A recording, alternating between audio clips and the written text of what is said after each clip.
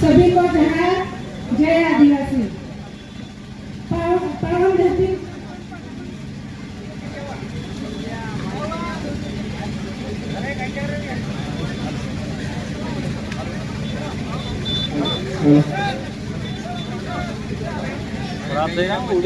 Hello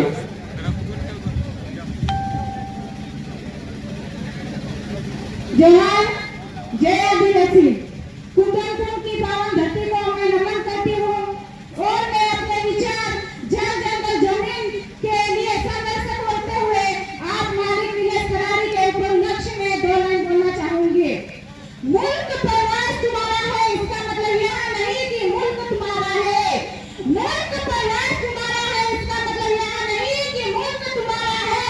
अरे दफा है प्रिय हमारी जहाँ पर घर तुम्हारा है। हमारा जो लड़ाई है जल जंगल जमीन के लिए, हम वो लड़ाई कैसे लड़ेंगे? उस लड़ाई को लड़ने के लिए हमारे पास हथियार क्या है? हमारे पास जो लड़ाई लड़ने के हथियार है, हमारे पूर्वजों के सिद्धांत है, उनकी विचारधारा है। अगर आप और हम लड़ सकते हैं तो हमारे पूर्वजों की, हमारे महामानव महानायक राष्ट्रपिता टाइगर हिल की विचारधारा को लेकर लड़ सकते हैं। भगवान सिर्फ धरती आबा सूर्य बिरसा मुंडा के विचारों को लेकर